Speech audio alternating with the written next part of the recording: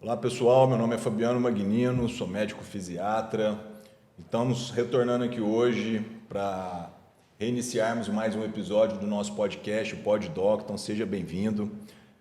Você que já está acessando, convide mais pessoas para se inscreverem no canal, ativa o sininho lá e compartilhe o link de mais esse episódio aí, a repercussão vem sendo muito boa. Não posso deixar de lembrar do nosso patrocinador, a Reviscom, é um ácido hialurônico, então você que tem dor no ombro, no cotovelo, nas articulações de uma forma geral, joelho, quadril, tornozelo. Esse é um produto que eu recomendo, que eu utilizo no meu consultório. Melhor do que você ficar tomando anti-inflamatório, corticoide aí. Então, ácido hialurônico, Reviscom, esse eu recomendo. Tá? Bom, hoje eu estou com um convidado aqui mais do que especial, né? Primeiro, hoje nós vamos fugir um pouquinho da área da saúde, vamos aumentar um pouquinho no empreendedorismo. Uma pessoa que mora no meu coração. Ele é irmão da minha esposa e eu fiz questão de trazer ele aqui porque ele tem um case de sucesso e uma história de vida que casa muito bem com o nosso podcast aqui. São pessoas que não ficam presas na profissão de origem e buscam empreender e crescer como pessoa e com um negócio também. Marcelo, seja bem-vindo, uma honra te receber aqui. Quem não conhece ele... não conhece, e ele vai contar um pouquinho da nossa história. Ele fez direito primeiro, depois ele vai contar um pouquinho da trajetória da carreira dele aí. Então seja bem-vindo, prazer te receber aqui. Conta um pouquinho pra gente aí de como foi um pouquinho a sua jornada, a sua trajetória de vida aí. Olá, Fabiano, obrigado pelo convite, fiquei muito feliz de receber esse convite. Eu sempre gosto de participar desses podcasts de empreendedorismo. Contar um pouco da história, da vivência, né? Eu gosto de ouvir muito essa história. Eu acho que, principalmente para quem está começando a empreender, essas histórias são boas para animar a pessoa, para saber que não vai ser fácil, tem muitos desafios. Então, obrigado pelo convite, por estar aqui dividindo essa história da minha, né? E da Bake House 44. Conta um pouquinho. Você era um daqueles advogados, fez direito e não estava muito satisfeito com a área e partiu para o rumo da gastronomia. Quer dizer, foi uma guinada muito grande. E eu, no caso, sei que ele tem uma história por trás disso. Eu queria que você compartilhasse com todo mundo que está nos ouvindo e nos assistindo. Como é que foi essa decisão, essa tomada de decisão? Por que ter feito direito primeiro e depois transicionado para a área da gastronomia? Vamos lá. Vamos lá, eu sou de uma família de padeiros, né? Eu cresci numa padaria, né? Meu avô, Dante, teve padaria em Cuiabá desde a década de 60, né? Meu pai também trabalhou em padaria, eu cresci, grande parte da minha infância foi ali na Colombo, do lado ali do Chopão, né? Eu lembro de ver a cidade crescendo ali, né? Eu cheguei a ver corrida de kart ali, eu já contei em outros lugares, sentado pequeno na frente da padaria e tendo corrida de kart na Praça do Chopão, né? Legal. E pude ver toda a questão de trabalho da família, né? Já era uma padaria que funcionava todos os dias, inclusive no dia 25, né? Então, algumas datas eu via meu pai saindo para poder fazer pão, porque um padeiro faltou, porque teve algum problema, então eu já conhecia essas dificuldades, né? E meu avô e meu pai também nunca quiseram a vida de padaria para mim. Eles queriam que eu fosse doutor, né? Então, doutor de alguma forma, né? Doutor de alguma forma, isso. Então, eu cresci na padaria, mas como um playground, como uma brincadeira. Sim. Vendo toda aquela produção, vendo tudo as transformações, né, que tinham ali dentro, né, de farinha em produtos e tudo mais, mas sem poder trabalhar. Eu lembro que eu trabalhei na padaria do meu pai por um breve período, em que foi a transação da padaria antiga para a padaria nova. Era Colombo, né? Que era Colombo, que era ali na Praça do Chopão, e foi ali para Brigadeiro Eduardo Gomes. Sim. E aí eles precisaram de um suporte, que eles estavam trazendo maquinário de um lugar para o outro e tudo, e precisavam de um suporte, e aí eu ajudei nesse suporte. Então eu fui estudar, me formei em Direito, passei na OAB.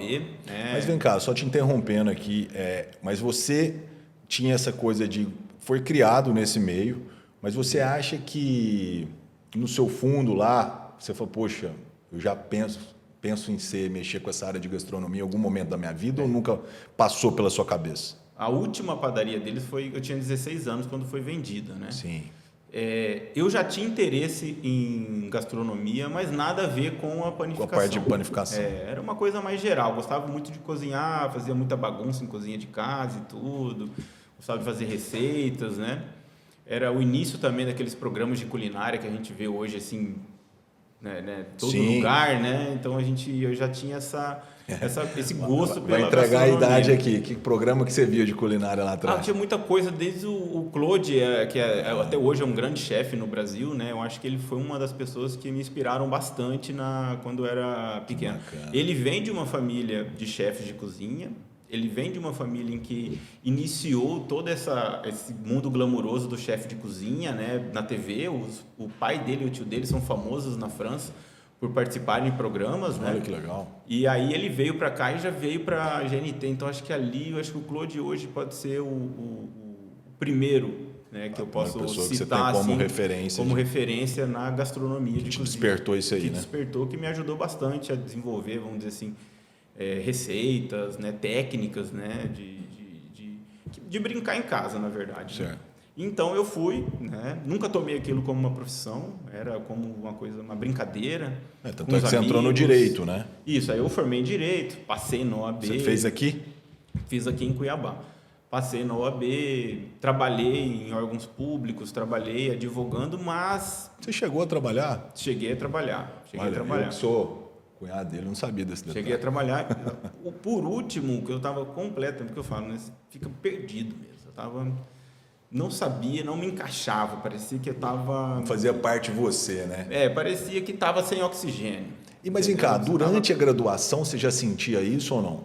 Eu trabalhei durante a graduação, eu trabalhei na Defensoria Pública, eu gostava muito de trabalhar lá. Tá. Até então não passava por você achava que estava no caminho certo. Achava que estava no caminho certo, eu gostava muito de direito penal. Porque você sabe que no meio médico nosso, a gente vai acabando escolhendo a área de que vai atuar dentro da medicina durante o curso. Então, às vezes você entra querendo fazer alguma coisa, só que aí durante a sua experiência na graduação você vê que, não gosto disso, vai para outra área que você se encontra.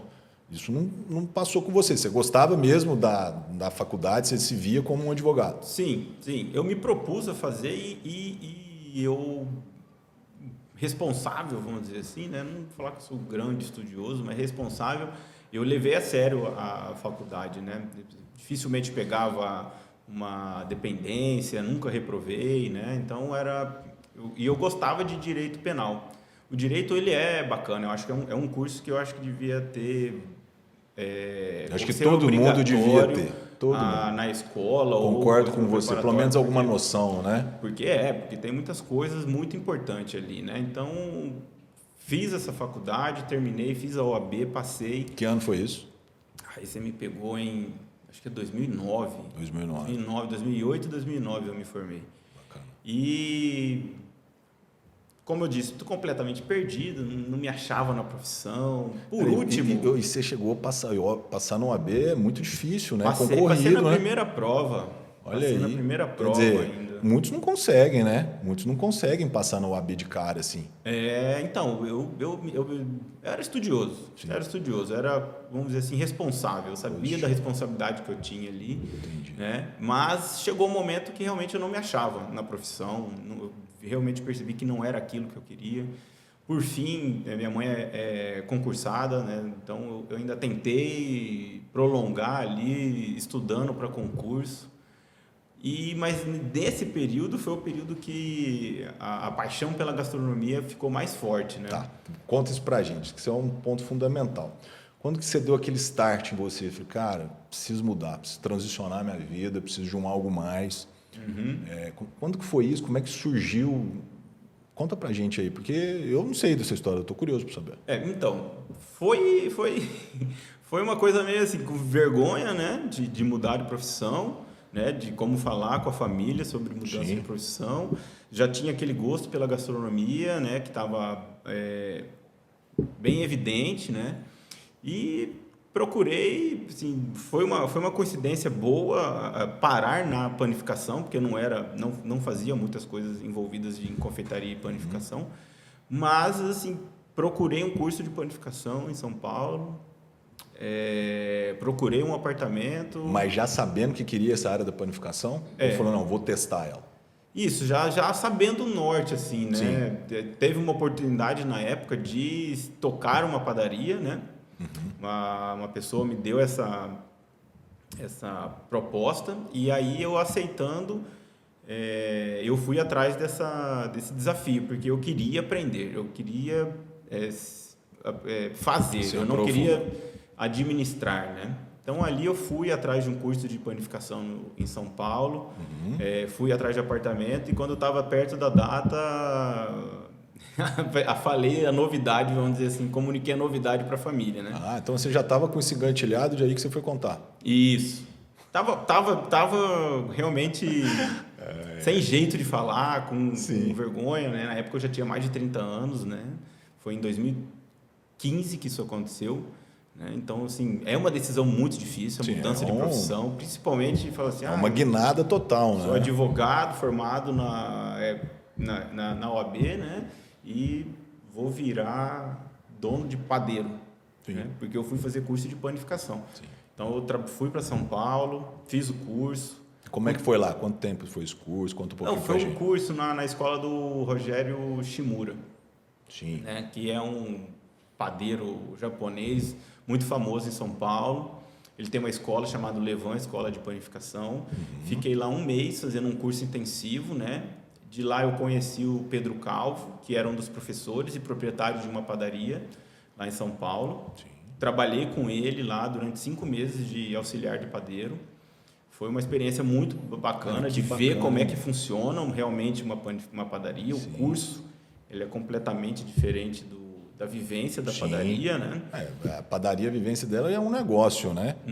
O curso já é uma coisa voltada para aprendizado. O aprendizado, acho que como qualquer outra faculdade, né? Como qualquer outra situação de estudo, a escola, né? A faculdade, o curso, ele tem uma vivência muito mais tranquila, né? E ali eu pude ver todas as dificuldades na pele, viver todas as dificuldades na pele, né? Já tinha uma equipe lá toda trabalhando, então eu tive, acho que em razão da idade também, eu vi que eu precisava ganhar aquela equipe para poder aprender mais. Sim. Né? Eu consegui identificar que os outros auxiliares de padeiros estavam fazendo um serviço diferente, ruim, né? Que eles acabavam criticando. Então, eu falei, não, eu preciso ganhar a confiança desse pessoal. Então, lavei muito chão nessa época, lavei muita maceira nessa época.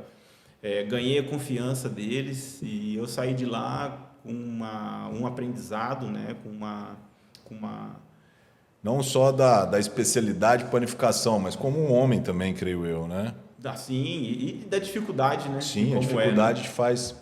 E vem cá, eu li um pouco e vi que você fez um curso de panificação também fora do Brasil, né? Isso, dali eu fui para os Estados Unidos. Sim. São Francisco? São Francisco. Baking Institute. Conta um pouquinho pra gente, que ano foi isso, como é que foi isso aí, quando que veio esse curso? Indo para São Paulo, eu descobri a padaria artesanal, né? Então foi assim uma coincidência muito boa. Lá é bem enraizado isso, né? As padarias artesanais estavam começando e São Francisco é o berço da padaria artesanal.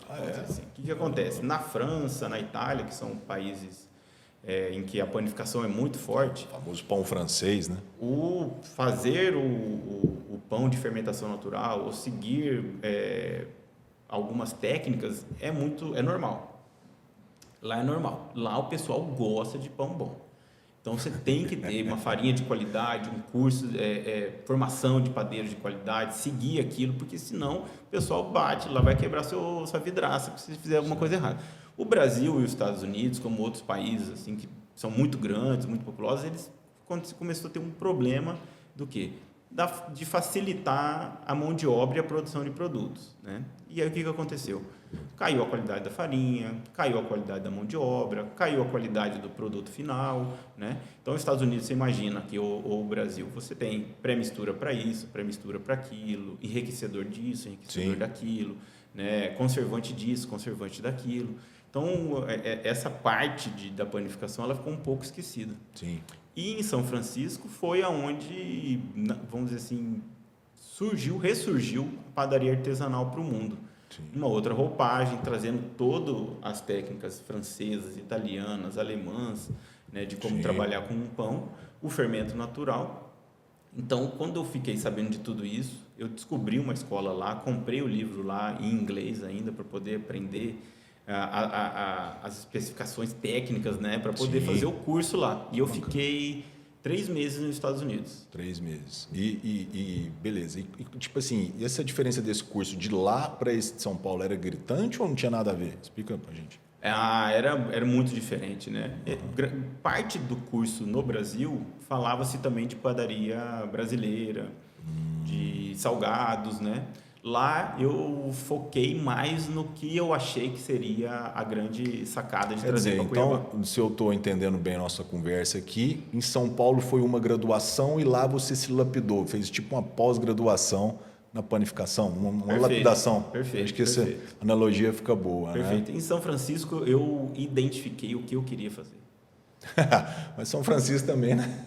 São Francisco é uma delícia de cidade, imagina. A oportunidade de morar, aprender uma língua, né? Ou lapidar a língua, se você já falasse, joga só coisa a favor, a né? oportunidade de morar lá, de poder visitar, que aí eu também teve a questão da gastronomia, muitos restaurantes bacanas lá, uma diversidade de público, né? De pessoas lá, né? Tem muitos imigrantes, então você vai comer vários tipos de comida, né? Orientais, né? Diversas culturas, então foi muito importante isso. E foi muito importante para poder visitar padarias artesanais. E aí foi um período de sabatinas. Foi a grande sacada, porque eu me tornei um padeiro melhor, mas eu consegui finalizar o projeto de empreender. Sim, perfeito. Né? O que eu vou fazer? Lá eu consegui definir. Eu quero abrir uma padaria artesanal em Cuiabá. Né? Até então, eu não sabia direito o que fazer aqui. Eu ia abrir uma padaria, mas ia fazer pão francês, ia fazer salgado, ia fazer... Não, lá eu visitei as padarias, vi aquilo e falei, não, é isso que eu preciso. Eu acho que esse aí, pela nossa conversa, foi o seu ponto-chave, porque, creio eu, se você não tivesse ficado restrito a um bom curso, essa boa experiência que você teve em São Paulo, creio que você não teria toda essa ideia de panificação depois que você teve lá em São Francisco. Sim, né? Eu acho que foi importante, como eu disse, para me tornar um padeiro, realmente, né, um padeiro melhor, com uma graduação, né, de um local sensacional. Hoje é uma das melhores escolas de panificação do mundo, né?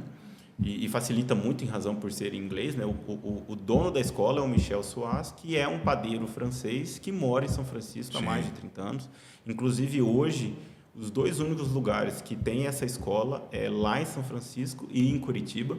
Tive a oportunidade de visitar Curitiba agora há pouco tempo, fui no Luca Café e eles têm uma parceria com a São Francisco Bakery Institute, que tem cursos lá e fazem a panificação, um lugar sensacional, vale muito a pena.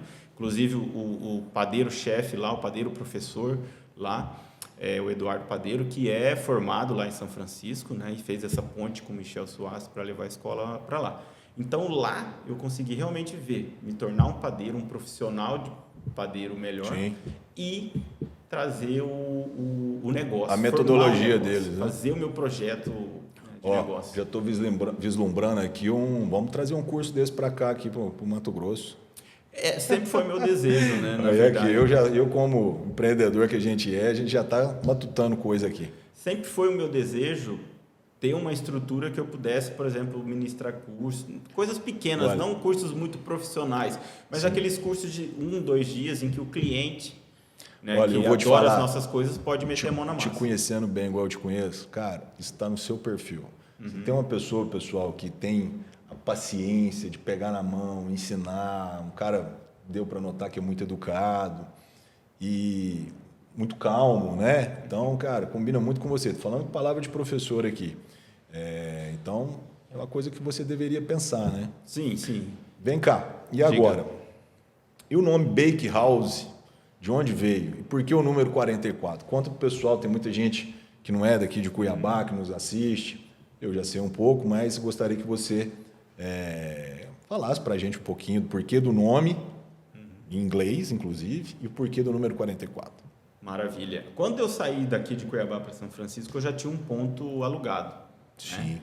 E esse ponto, a gente estava ainda em inícios de obra e os 3 meses que eu fiquei nos Estados Unidos eu pude acompanhar um pouco as obras. E quando eu voltei, a ideia era que a primeira ideia minha, que não foi nenhuma ideia, foi uma ideia ruim até, né? Era colocar o nome da padaria da minha família, né? Ah, da Colombo? Que era Colombo. Só que essa padaria já não existia desde 2000, se eu não me engano. Muita gente não era nem nascido. E hoje, né, com rede social e tudo, a gente tem a Confeitaria Colombo, né? E aí eles têm domínio do nome na parte não só confeitaria, até camisa, de marca Colombo, né? Isso. E aí eu falei, não, gente, isso aí a gente não vai conseguir fazer o registro desse nome, vai ser impossível fazer esse registro. Então eu comecei a buscar alternativas, né? A Bake House era, porque a gente é acostumado a vai falar padaria em inglês e tudo mais, a gente é acostumado a falar bakery, né? E a Bake House, ela tem uma tradução bacana, né? Que é casa de assar, né? E ali eu falei, cara, Bake House é um nome bacana, mas não pode ser só Bake House. Acho que Bake House vai ficar faltando alguma coisa ainda. E isso eu estava na frente da obra, né? E aí eu levantei a cabeça e estava o 44 ali, né? O batalhão do Exército 44, que eu vivi ali naquele bairro, eu cresci naquele bairro ali. E a gente é acostumado a chamar o batalhão de exército, né, o 44º batalhão do exército, de 44. A gente fazia muito exercício ali em volta, vamos correr em volta ao 44, não sei o quê. E aí eu falei, cara, é isso. Fechou Bake House 44 em referência ali à proximidade do batalhão, né? Sim. E vem cá, qual que você acha que é o diferencial da Bake House? Aqui em Cuiabá nós não temos muito espécies de um case igual o seu, assim, em termos de panificação desse tipo, né? Você conta nos dedos, assim, né? Qual que você acha que é o diferencial da Bake House em relação à concorrência? Eu sempre gosto de citar a Paneteria Tabaque, né? Que eu acho que foi a primeira padaria artesanal de Cuiabá. Já estão há algum tempo já. Eu lembro de começar o interesse em panificação, de ir lá visitar eles estão abertos até hoje, é uma história bem bacana, né, também de se ouvir aqui futuramente, né, e tem hoje já outras padarias artesanais em Cuiabá. Na época que eu montei, eu lembro que na mesma época que eu abri a padaria, abriu outra padaria também, né? E depois ainda veio a Estúdio do Pão aqui, né? Mas eu acho que o grande diferencial de quem trabalha com padaria artesanal é resgatar o jeito correto. Eu não digo nem o jeito antigo, né? É o jeito correto de fazer o pão. Sim. Né? Então, respeitando técnicas, usando produtos de qualidade. Né?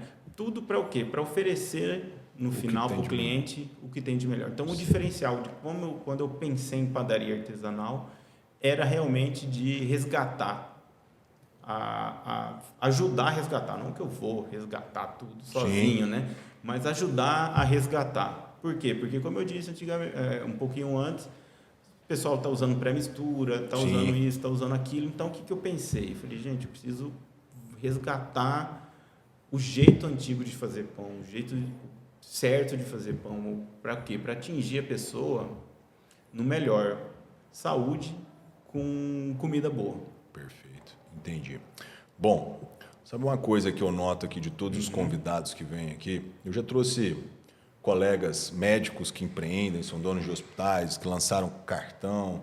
Trouxe outros colegas que têm linha de produto para criança. Enfim, várias pessoas que têm a sua profissão, mas que empreendem fora da profissão base.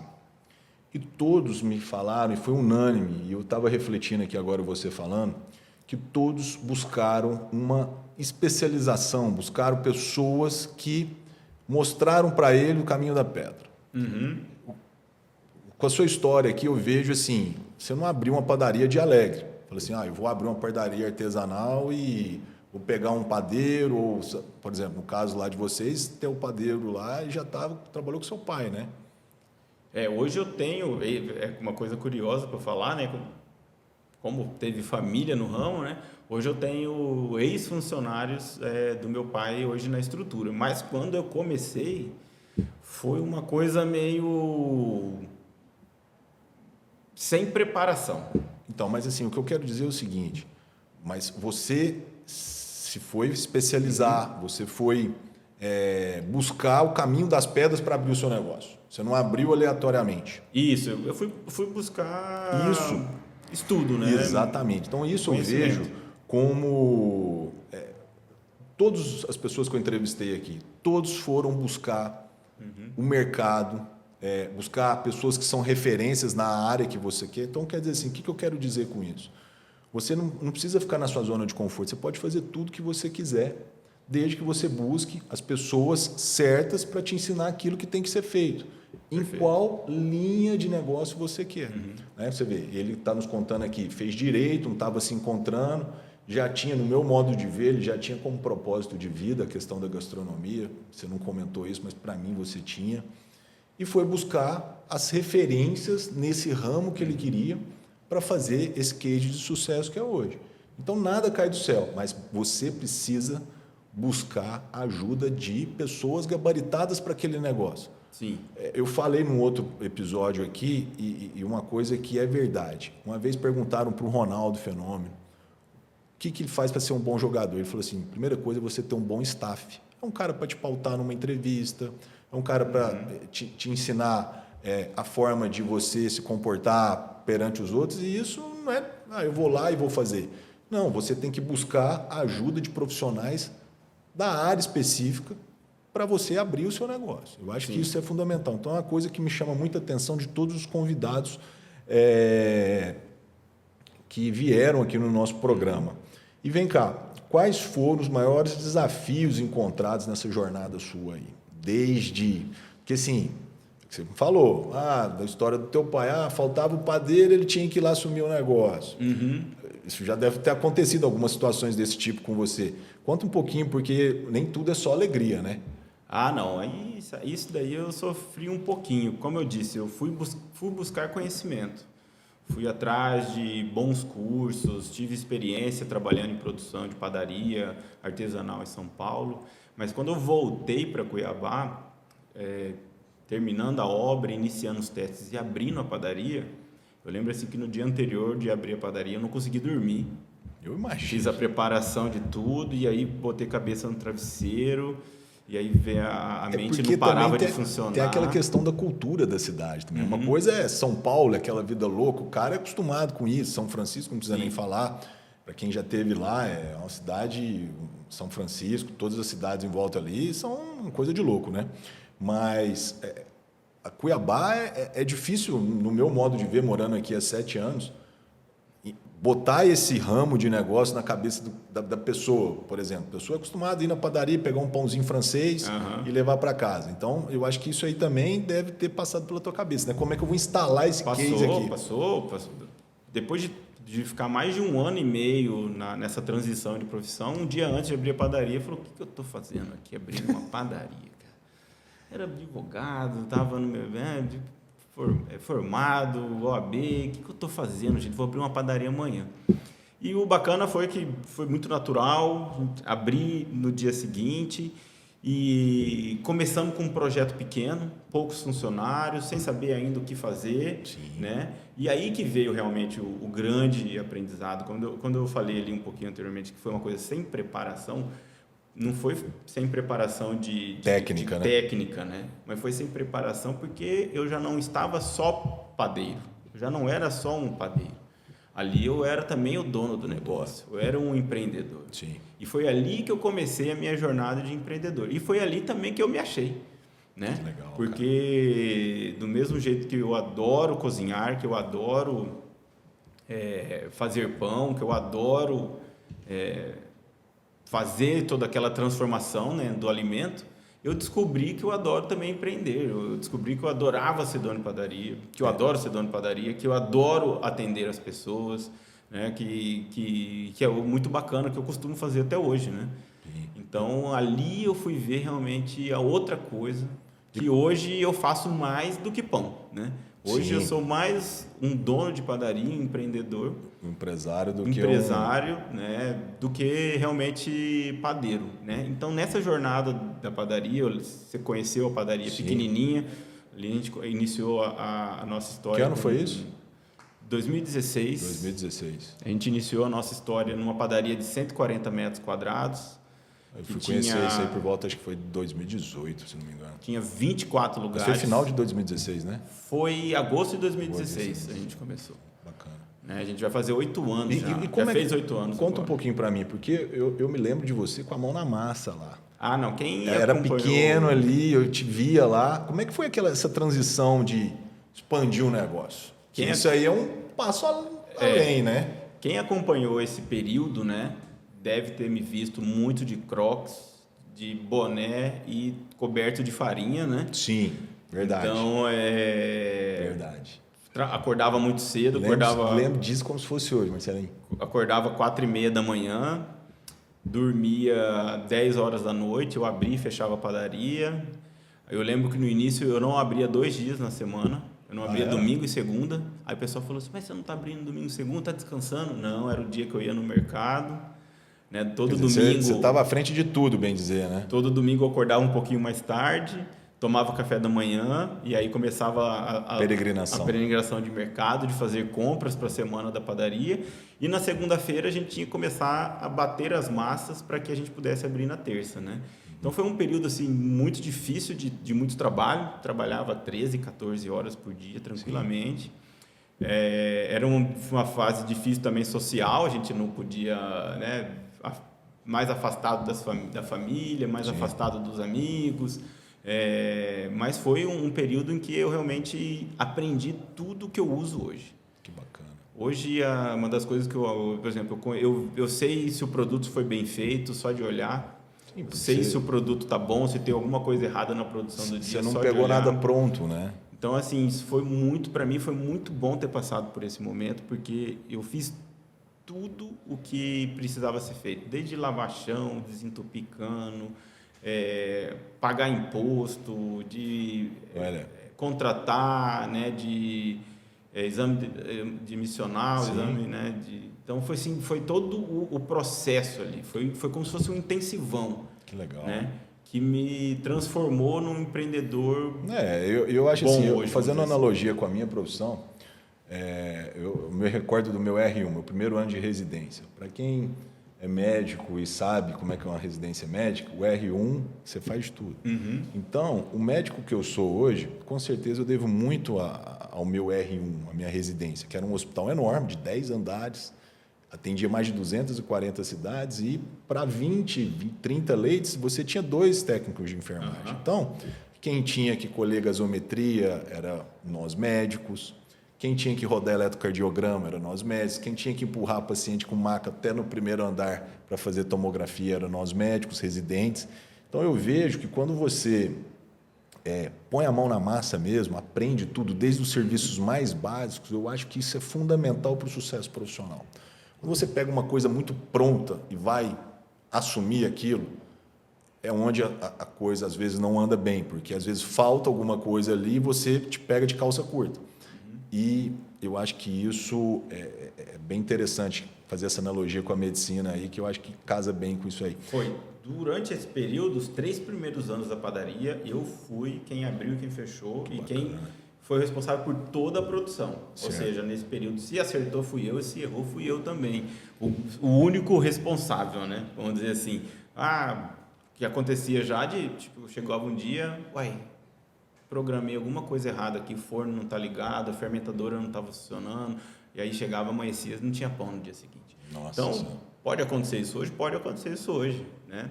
E aí, o que é? A gente foi aprendendo tudo isso, colocando processos dentro da padaria para que isso não ocorra. Regras, eu costumo dizer que não tem jeito melhor de aprender na parte de gastronomia, de panificação, do que errando. Então, todo cliente que vai para mim, Marcelo, eu queria fazer um pão. Eu falei, poxa, fazer, mas se eu errar? Você pode ter certeza que na segunda vez você já vai estar melhor, porque você vai aprender com aquele erro, né? Olha, eu estou quase contratando ele aqui para a gente abrir um curso, empreendedorismo de panificação. Bom, e vem cá, e quando foi essa transição? Que ano que foi? Porque vocês expandiram, né? Conta um pouquinho, pessoal. Foi uma loja pequena que expandiu, né? Como eu disse, uma loja de 140 metros quadrados, de 24 lugares. Já tinha o desejo, aquilo ali era tudo um grande teste para ver o que funcionava. Ali eu aprendi muita coisa na operação, aprendi muita coisa do meu cliente, do cliente cuiabano, né? De como ele gosta, né? O cuiabano, ele gosta de sentar nos lugares, ele gosta de lanchar. A ideia que eu vim dos Estados Unidos era o quê? Vender pão. Lá nos Estados Unidos, eu lembro de São Francisco, né? Eu via gente na padaria, assim, fazendo fila para ir lá buscar um pão e levar para casa. Embora, né? E tudo. Falei, isso que eu vou levar para Cuiabá. Então, você tem que adaptar, né? Adaptar ao meio Cuiabá, que você está, né? Por exemplo, eu não queria rechear croissant. Não, o croissant aqui, servido com manteiga e geleia e tudo mais. Mas aí o cuiabano, você quase morre escutando isso.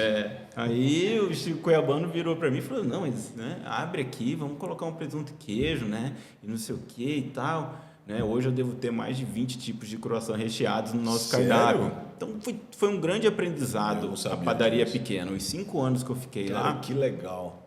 Eu aprendi o gosto do cliente, eu aprendi quais são os produtos que eles gostam, eu aprendi como o cuiabano gosta do café, como ele gosta de ser atendido, né? Como ele gosta que a padaria seja, né? Tipo, hoje a nova padaria tem muito vidro, tem muita coisa, né? Sim. O cuiabano gosta de ver a rua, né? Então foi muito bacana de poder aprender tudo isso, né? E pra você ter uma ideia, no início eu viajava e fechava a padaria, né? E numa dessas viagens eu conheci um lugar que foi assim, também me ajudou bastante na leitura da nova padaria. Como tudo aquilo era um teste, eu sempre quis crescer, eu sempre quis que a padaria fosse maior, que eu pudesse atender mais. E aí, numa dessas visitas, eu fui em um lugar que eu tomei café de manhã, e de noite eu estava tomando uma taça de vinho, comendo uma pizza. Onde foi? Né? Foi em Londres, foi uma padaria em Londres, uma viagem para o exterior. E ali eu falei, nossa, é isso, cara. Quer dizer, de manhã é um perfil de negócio. Sim. E à noite, não é que muda, né? Porque à noite na sua você fornece as coisas de manhã. Mas você dá um outro glamour para alguma coisa, né? Incrementa mais alguma coisa. Outro glamour. Porque o que acontece? A gente abria a padaria lá das 7 da manhã às 8 da noite. E aí a gente percebia os horários sem movimento, né? Que a operação está toda funcionando, o ar-condicionado está ligado, o funcionário está lá, só que meio-dia entrava uma ou outra pessoa para comer um sanduíche na hora do almoço. Eu falei, gente, tá perdendo dinheiro. A operação está aqui, ela está funcionando, fazer ela render. Né? Eu lembro que teve a pandemia, que foi um momento muito difícil, foi um momento... A gente já vai entrar nesse mérito. Conturbado, e aí eu até diminuí o horário de funcionamento da padaria, porque a gente tinha o pico do lanche, né? 4h30, 5 horas, 6 horas, acabava o pico o movimento caía. Aí eu ficava das 6 até as 8 com uma outra pessoa entrando, né? Então, quando eu comecei a desenhar a padaria nova, eu falei, não, eu preciso ter a padaria lotada ou cheia com movimento das 7 da manhã às 10 da noite.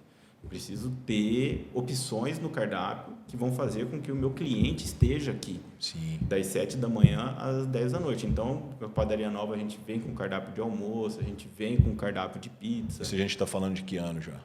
Isso já foi quando a padaria nova abriu, né? Que foi 2021. Quer dizer, já na pandemia ainda.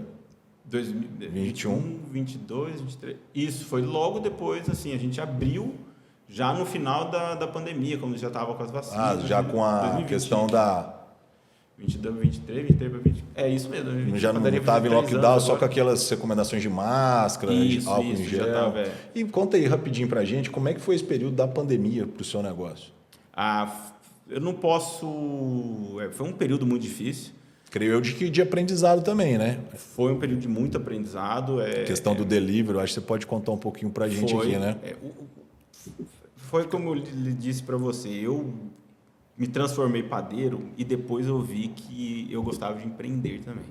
Então, as dificuldades, né, que a gente encontra numa operação, né, no trabalho, numa empresa, elas são diversas. E ali, todo dia que acontece alguma coisa de errado, você aprende a solucionar. Então, eu costumo dizer que a característica mais importante que eu tenho, que eu acho que pode colocar aí as 3 características, entre as 3 características mais importantes de um empreendedor, é dar solução para os seus problemas. E de forma rápida e precisa, né? Sim. Não adianta você solucionar com um tampa-buraco, porque o problema vai persistir e ele vai estar lá no dia seguinte. Então, e foi uma coisa que eu me descobri também como uma pessoa que gosta de resolver problema rápido, né? Eu comecei a criar técnicas, criar soluções, eu já comecei a antecipar o problema, né? Então, por exemplo, maquinário quebra, né? Aí você tinha que ficar correndo atrás de um técnico, correndo atrás de outro, correndo não sei o quê. Eu já peguei um técnico hoje, eu contrato com ele de prestação de serviço, ele não fica lá na padaria 24 horas, mas é uma pessoa que eu confio e que qualquer momento que acontecer algum problema, a gente já tem ele lá para solucionar. E a pandemia foi isso também, né? Sim. O que aconteceu na pandemia? O prefeito na época fechou a cidade, né? Várias coisas, a padaria ela ficou para trabalhar só venda de balcão. Então a gente não podia ter mais mesas e não podia ter atendimento, e né? já na loja nova, né? Aquele espaço foi na grande. loja menor ainda. Na menor. Foi na menor. Eu estava na reforma da loja nova, na reforma, construindo 21, a verdade. loja nova. Parei a reforma, que foi a gente não só toma decisões certas, foi uma decisão errada ter parado a reforma na época da pandemia, eu devia ter continuado. Hoje, né? Pensando hoje, mas na época eu olhei, não sabia o que ia acontecer, o que estava acontecendo ali, não sabia quanto tempo aquilo ia durar. Então eu acabei parando a obra e a gente estava na padaria pequena, né? E ali eu lembro de ter fechado a padaria uma semana. Uma semana só? Uma semana eu falei assim, gente, a padaria está fechada, nós estamos num momento muito difícil, o pessoal ficar em casa, né? E aí aconteceu o quê? Os boletos continuaram chegando. Continuaram chegando. Não então, para. depois de uma semana, eu falei, gente, eu preciso abrir a padaria agora, né? Para voltar... respirar, né? A faturar para poder pagar os boletos, né? Então, eu acho que do início a gente sempre pensou no quê? A gente precisa sobreviver, né? Então, mesmo com a pandemia acontecendo, a gente precisava empreender ali, precisava criar soluções de faturamento.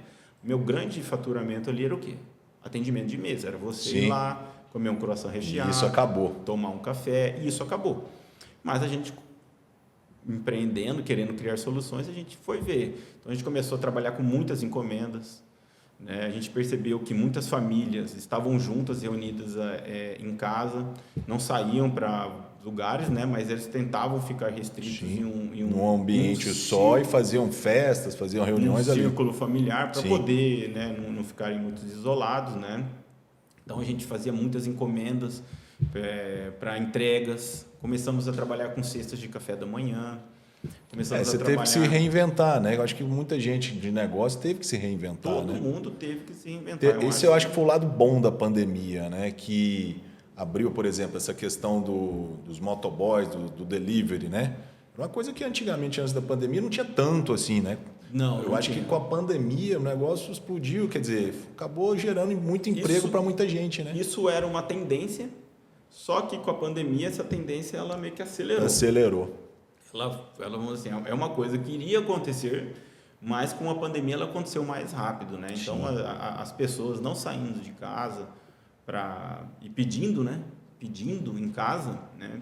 É uma coisa normal, acontecia já antes, mas com a pandemia realmente acelerou todo esse processo. E a gente conseguiu se virar, né? No final da pandemia, os números eram muito bons até.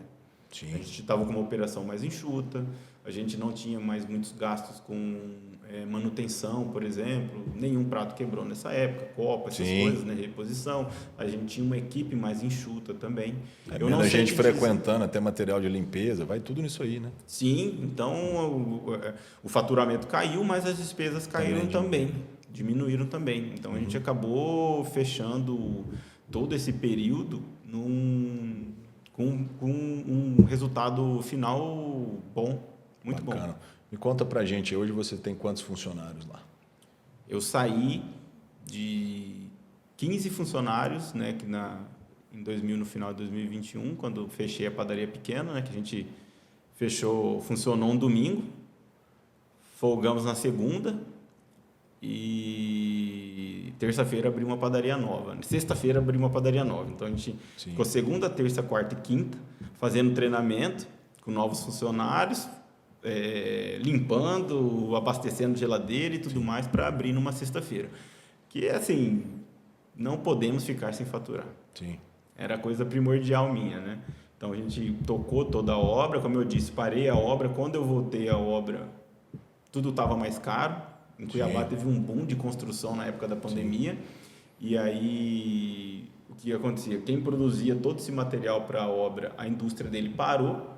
Então quando eu voltei para comprar cimento, para comprar tijolo, tudo mais caro. Estava tudo mais caro porque é oferta de demanda e oferta, né? Então estava tudo mais caro. Então a gente, quando a padaria ficou pronta, eu falei, gente, eu não posso ficar uma semana. Eu vou pegar o domingo, que é o melhor dia meu, que vou funcionar com a padaria pequena. E aí, sexta-feira, que era um dia muito bom, a gente já vai abrir. Para pegar o sexta, sábado e domingo também para faturar, né? Então, foi desafiador esse processo da padaria grande, de criar menu, de contratar gente. Capacitação. Eu acho que isso é fundamental também no seu case. Os seus funcionários são muito bem treinados. E foi muito engraçado coisa do quê? Porque 5 anos na padaria pequena, eu falei, não, tá tudo montado aqui na minha cabeça, está tudo pronto. Vamos abrir a padaria nova e eu tô com o modelo pronto aqui. E aí a gente teve que pegar todo aquele modelo, jogar no lixo e montar outro modelo, porque era outra realidade naquela padaria grande, né? A gente tinha uma alta demanda de pessoas, a gente via muita gente na padaria pequena indo embora, porque não tinha lugar e não sei o quê. Eu lembro que eu ficava no caixa, o caixa era tão perto da rua que você conseguia ver a pessoa olhando para dentro, olhava para você assim, né? Você olhava para ela e ela... Eu lembro direitinho. Hoje eu não vou descer não, Marcelo, né? E aí ia embora, né? E aí eu falei, agora eu vou montar uma padaria grande, agora não vai ter mais fila, não vai ter mais nada, tá tudo resolvido. E na verdade, com a padaria grande, a demanda nossa aumentou, né? Vocês têm quantos funcionários lá hoje? Hoje, nós temos 46 posições, mas infelizmente é uma dificuldade hoje do mercado, a gente não consegue preencher elas. E você já teve a dimensão para parar, para analisar o quanto você é bom para as pessoas, para os seus funcionários? Que querendo ou não, você põe comida na mesa de quantas pessoas ali? Você já parou para pensar nisso? Eu acho que assim, toda empresa ela tem um dever social. É muito importante. Isso é uma coisa que eu aprendi. E participar do processo, todo o processo no início da padaria, foi muito bacana. Por quê? Porque eu passava 14 horas do meu dia com essas pessoas, né? Então, eu entrava na padaria de manhã, vinha o pessoal do turno da manhã. O pessoal do turno da manhã ia embora, vinha o pessoal do turno da tarde. E eu ficava todo esse tempo com eles. E aí você vai ver todas as dificuldades, né? Que infelizmente grande parte dos brasileiros passam, de transporte público, de atendimento de saúde, né? Tudo. Então, assim, quando a gente vai vendo tudo isso, a gente começa a querer ajudar, a solucionar também isso, né? Então, hoje a gente está com 46 funcionários e acho que uma das 46 posições, eu acredito que hoje a gente deve estar com 43 funcionários e todos os dias eu penso em melhorar algo para eles, né? Eu penso em melhorar algo, porque também é a lei do retorno, né? O funcionário estando feliz, trabalhando bem... Ele vai trabalhar melhor, teu serviço vai ser melhor, vai fazer o serviço dele com mais excelência. Vai render melhor para você. E o teu produto, no final da ponta, sai... E o ambiente se torna mais alegre, né? Com certeza. Hoje, sim, com certeza, eu costumo dizer que a única certeza que eu tenho quando a padaria abre é que a gente vai errar. Não tem como não. O errar faz parte. Não tem como não errar. O importante é aprender com os erros. Vai pegar um pedido errado. Era um café com leite, veio só café. Era um croissant de presunto e queijo e veio um misto quente, né? E com certeza isso vai acontecer. Um deslize vai acontecer. São muitas pessoas entrando na padaria, fazendo pedidos, né? Então, assim, vai acontecer, né? Então, eu só preciso que a pessoa me dê a chance de acertar, né? Na questão da correção. Mas mesmo errando, a gente é conhecido hoje, a Bakehouse é conhecido hoje por ter um atendimento muito bom. Diferenciado. Por ter um atendimento diferenciado. E o produto de qualidade, que é o principal, né? E eu acho que dos motivos desse é na tentativa da construção de um ambiente bom de trabalho. Né? Porque a gente sabe que empreender no país não é fácil, né? Carga muito alta de imposto, tudo isso, né? Tenho certeza que você já desanimou bastante algumas vezes, né? Eu acho que são as dificuldades que a gente que empreende tem que aprender a enfrentar. Isso é a realidade, né? Aqui no Então, país é bem diante difícil. da realidade, a gente precisa buscar as soluções. E eu acho que hoje uma das melhores soluções é você estar bem assessorado, né? Aquele papo que nós tivemos no começo, né? Você está bem capacitado, ter um bom staff para fazer o seu serviço render. Perfeito. Então, você hoje tem um escritório de contabilidade que tem costume de trabalhar com aquela área específica sua, é muito importante. Você, hoje, a padaria com 48 funcionários, tem um escritório bacana, pessoas de confiança trabalhando com você, né, no RH, no financeiro, né, que antigamente eu fazia o financeiro, fazia RH, hoje a gente já tem pessoas, posições capacitadas, né, ali para na padaria, fazer controle de estoque, né? Hoje eu tenho o Eduardo, que é meu gerente da manhã, que seu braço direito, tem né? cliente que gosta mais dele do que de mim, né? Quando eu não tô lá, ninguém pergunta de mim, mas Eduardo tá de folga, ele o que cliente tá à frente, me cutuca, né? cadê o Eduardo? Não, Eduardo tá de folga hoje. Quando ele tira férias, então, é uma loucura. Então, assim, você estar bem assessorado é muito importante para qualquer negócio, né? Bom, nós estamos chegando ao fim e eu gostaria que você desse 2 conselhos que você gostaria de ter recebido antes, porque depois que o negócio está andando, está bonitinho, está tudo alinhado, é só mil maravilhas, né? Sim, não é só mil maravilhas, mas está tudo indo bem. 2 conselhos que você gostaria, vendo o seu negócio hoje, que você gostaria de ter recebido antes.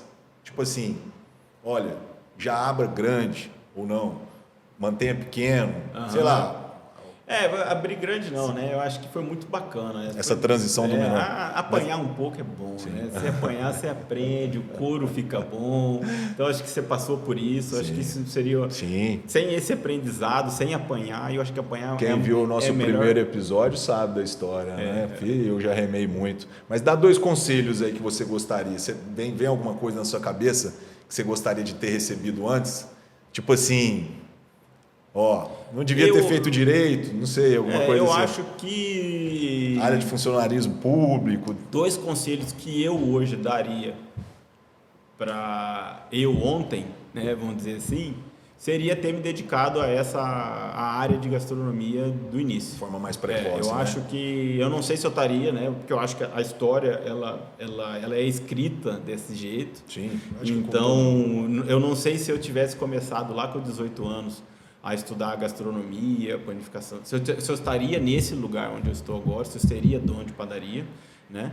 Então, a história foi escrita dessa maneira, né? Então, mas eu falaria para mim, porque eu acho que uma das coisas que eu fico mais receosas, assim, tristes, né, vamos dizer assim, né? É que, poxa, se eu tivesse começado antes, eu teria percorrido mais caminhos, né, dentro da gastronomia. Então, acho que hoje 2 coisas seria isso, né? Uma seria ter me dedicado antes à gastronomia e outra seria ter me dedicado a empreender antes, estudar para empreender, porque hoje é uma das coisas que eu mais faço. Mas isso é uma coisa que acontece com todo mundo. Né? Todo mundo fala, se eu pudesse ter feito isso antes, enfim. Bom, a gente termina sempre os nossos episódios, Marcelo, com um bate e volta. Então eu vou falar uma palavra, você fala a primeira coisa que vem na sua mente. Mas tranquilo. Não sei se eu sou bom não. É tranquilo. A primeira eu já sei que já vai me responder. Um hábito. Um hábito, comer bem, eu acho. Eu jurava que ele ia falar ver o Fluminense. Não, o Fluminense hoje em dia... Não é um bom hábito ver, não. Até o comecinho do ano era um hábito bom ir ao Rio de Janeiro. Quem não conhece, ele é torcedor fanático do Fluminense. Sou torcedor. Um dia eu vou contar para vocês a história que eu fiz para conquistar a turma do tricolor lá na casa dele. Um dia eu conto para vocês, é boa. 3ª geração, né? Vô, pai e filho, né? Uma música. A música, eu vou citar uma música, vou citar Chico Buarque, eu acho, porque meu pai é um grande fã da MPB e eu cresci dentro de casa ouvindo MPB, então Chico Buarque. Um produto da Bake House. Produto? O pão de fermentação natural. Sim, sério? Eu jurava que ele ia falar croissant. É o produto que eu como todo dia. O croissant é o produto mais famoso da padaria. E com todo o respeito, eu também não trocaria o de fermentação pelo croissant, não. Ele é maravilhoso. Falando em saúde, é um produto hoje que adequa-se àquela coisa. Saúde e alimentação saudável, né? Mas, pessoal, se alguém quer uma dica, quer visitar lá, ele sabe o que é. Vai no Monkey Bread. Não vai errar. O que te motiva? Motivar hoje família, né? Mulher e filho. Tá com um filho novo, né? Eu acho que é uma coisa família para você. Ah, Aprendizado, né, Marcelinho? Você aprendeu muita coisa agora Olha, sendo pai, né, cara? é sensacional. E as coisas que a gente vive, né? Sendo pai, né, a gente aprende todo dia. Maria Luísa tem me ensinado uma lição todo dia, principalmente ela é de lindinha. escutar mais, eu acho, né? De ver, observar mais, né? Sim. Um hobby. Um hobby, cara. Ó, não adianta vir falar que é musculação, academia, jogar futebol, que eu já sei que isso é mentira, hein? Futebol eu parei de jogar por causa da padaria, né? Porque eu ficava com medo de quebrar joelho, de quebrar pé, como que ia trabalhar Aqui com o não pé quebrado. adianta você querer inventar, não, que aqui sua casa cai O comigo. meu hobby faz parte do meu trabalho, é a gastronomia. É uma coisa que eu gosto de ver até hoje, de pesquisar restaurantes, culturas, né, comidas. Meu hobby é a gastronomia. E eu queria que você deixasse uma mensagem para a nossa audiência, só para te posicionar aqui.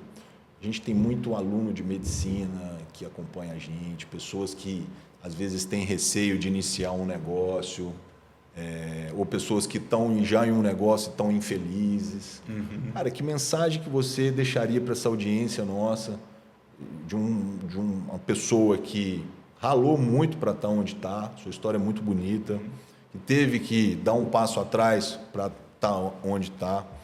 Que mensagem você deixaria para a nossa audiência? Estudo, né? Estudo Capacitação, como empreendedor. Né? Hoje é a coisa que eu mais faço. Cursos, leitura de como melhorar como empreendedor e tudo. Então, hoje, se você for empreender em qualquer tipo de ramo, na medicina e tudo mais, né? fazer um projeto de negócio muito bem feito. Buscar as pessoas que já têm esse negócio já andando e fazer ver o que precisa para fazer. De mercado, de ver Legal. se o que você está abrindo na cidade certa, no bairro certo, né? Hoje, se eu não tivesse... Eu tive sorte em tudo isso que eu passei. Sim. Né? Hoje eu olho para trás, eu vejo que eu tive sorte em tudo isso, né? Então, hoje, se você abrir no bairro errado, na rua errada, sem um estacionamento, você pode estar prestando o melhor serviço do mundo, tendo o melhor produto, mas o cliente não tem como chegar a você. Então, estudar, fazer muita pesquisa, né? Montar um plano de negócio legal, buscar algo novo. Eu acho que a novidade é uma das coisas que eu venho me beneficiando até agora, que aquela velha história, quem chega primeiro bebe água limpa, né? Então isso conta muito porque você massifica o seu nome na cabeça dos clientes, você vira referência, né? Sim, então acho importante. Que a preparação hoje é muito importante, porque eu tive, como eu te falei, tive sorte, mas às vezes eu acertei. Então eu consegui arrumar tudo durante o processo. Mas às vezes, se você já errar numa situação dessa, pode ser fatal. Pode ser fatal. Olha, muito obrigado. Uma honra te receber aqui. Espero que você venha mais vezes aqui no nosso podcast, trazer um pouquinho da sua história, da sua vivência de vida, sobre o empreendedorismo, do empresário que você é hoje, sim. de sucesso. Cara, muito obrigado, viu? Eu que agradeço, Fabiano. Para mim foi um prazer estar aqui com vocês. Como eu falei, dividir a história é muito bacana. Tem muita coisa ainda para contar. Eu acho que como empreendedor tem muita coisa para a gente fazer, né? Com a Bake House. A Bake House com certeza nos próximos anos aí vai estar movimentando a cidade também. E logo nós vamos pôr em prática o negócio do nosso curso. Nós vamos montar um curso aí de panificação. Um curso de panificação. Bacana. Bom, pessoal, chegamos ao fim de mais um episódio, sempre agradecendo a Reviscom pela colaboração de sempre, pela parceria conosco. Se você tem dores articulares, tendinites, bursites, epicondilites, sabe que esse produto pode te ajudar muito, tá? Lembrando sempre de se inscrever no nosso canal, ativar o sininho, compartilhe o link, você que está vendo, isso é importante para a gente. Bom, sei para quem viu, nós estamos de caneca nova aqui, né? Você viu que chique nós estamos, né? Então, cada dia que passa, isso aqui vai crescendo, um ambiente agradável de conversa. Espero que tenham gostado. Até a próxima. Abraço. Vai na Bake House, hein?